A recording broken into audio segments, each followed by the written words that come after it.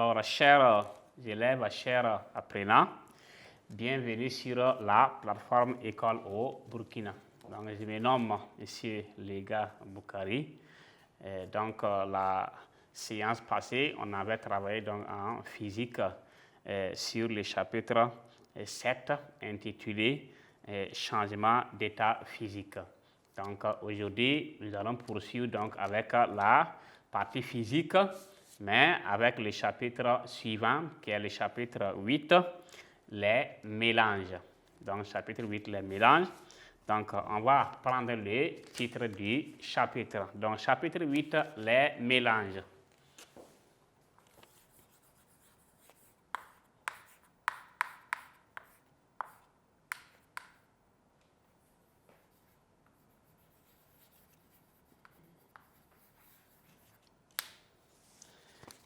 Grand 1, définition.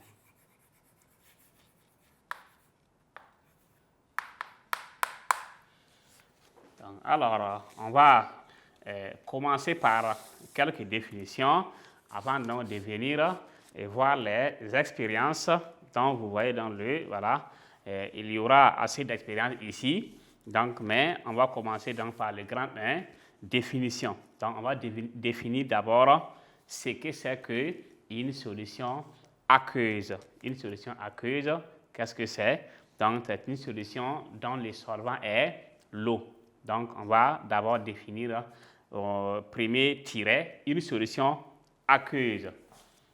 Tiret, une solution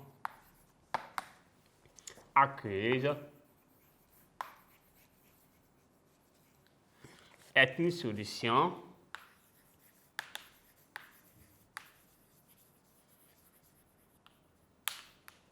dont le solvant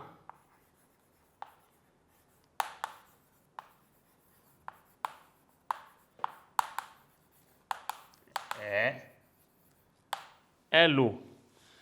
Alors, quand vous regardez, ici, il y a un nouveau mot encore qui ressort, le solvant. Qu'est-ce que c'est?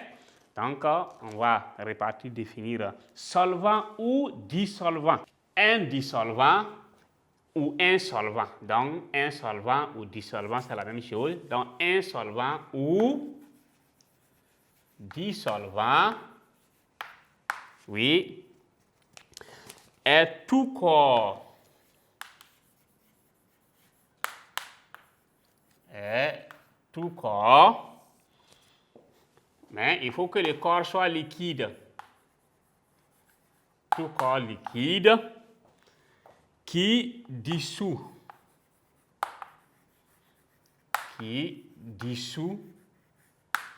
Oui, insoluté.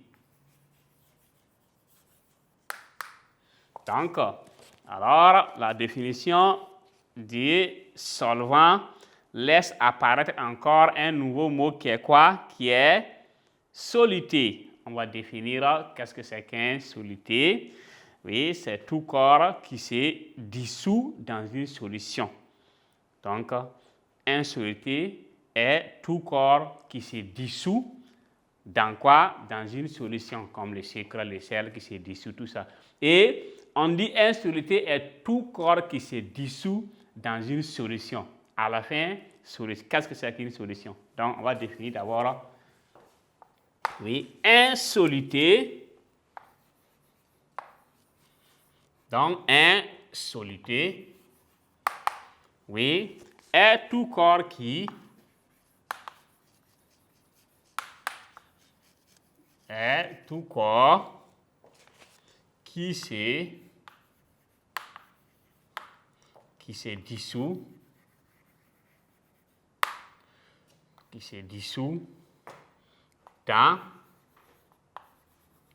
dans une solution.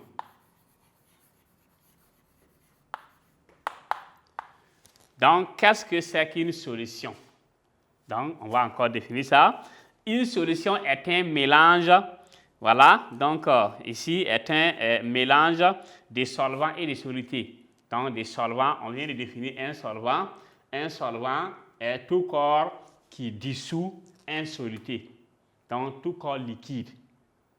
Donc, maintenant, une solution, maintenant, il faut faire quoi? Un mélange entre les solutés, exemple le sucre, et ici, bon, si on prend l'eau simplement, voilà, donc si on mélange les deux, on a une solution. Pour boire du café le matin, on fabrique d'abord une solution, café au lait, Lipton, Nescafé, donc voilà.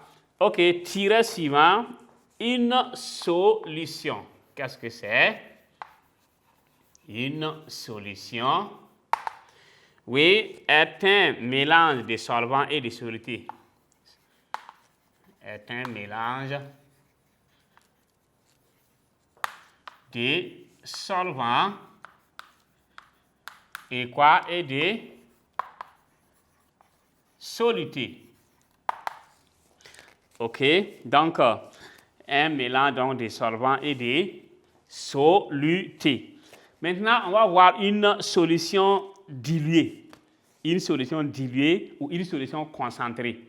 Donc, si on vous donne du café, il y a deux cas. Donc, soit on suppose qu'on vous donne du café, vous commencez à boire le sucre, voilà, il y a du sucre, et vous bougez un peu, quelqu'un enlève donc de l'eau et puis il vient ajouter. S'il ajoute, si vous revenez, même si on ne vous dit pas, si on goûte, on sent que, voilà, il y a un peu, voilà, le sucre manque un peu. Ça a été dilué. Mais quand c'est concentré, il y a trop de sucre. Donc, tirer une solution diluée. Une solution diluée, oui, est une solution qui contient peu de, donc est une solution qui contient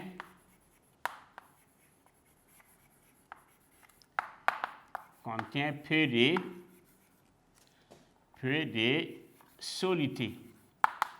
On avait dit que les solutés, c'est exemple le sucre ou encore le sel.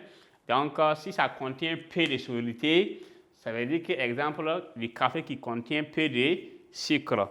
Donc, ça, c'est opposé donc à la solution concentrée. Donc, qu'est-ce que c'est qu'une solution concentrée? Donc, c'est une solution qui contient quoi? Contient beaucoup de solutés. Donc, une solution, oui, concentrée, oui, est une solution qui contient trop.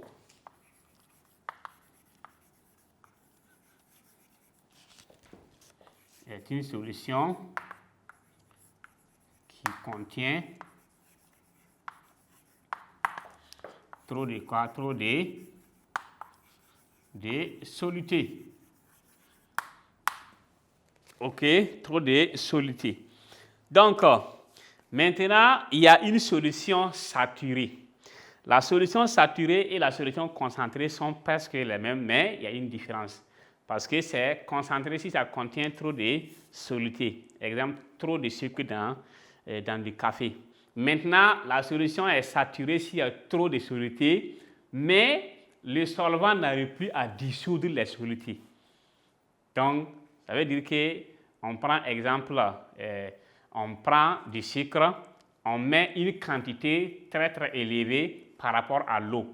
Donc, en temps, l'eau dissout le sucre, mais à un moment donné, l'eau n'arrive plus à dissoudre tout le sucre. Le sucre reste et il y a des parties qui ne sont pas dissoutes.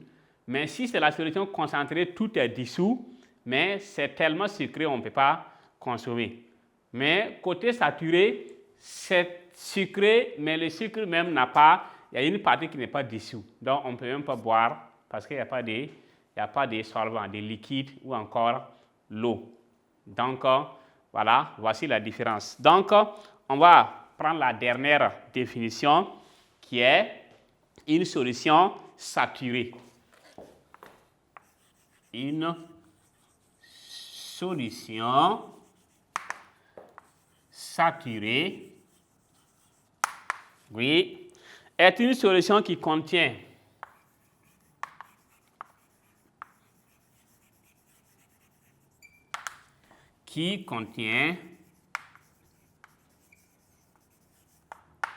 Oui, trop de soluté. Trop de soluté et qui ne peut plus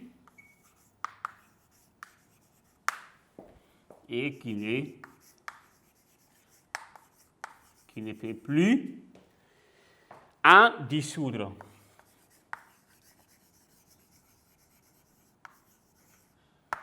Donc, voici ici les différentes définitions que vous devez d'abord au préalable maîtriser ici, avant, parce que ce chapitre-là, sans ces éléments, ça sera compliqué.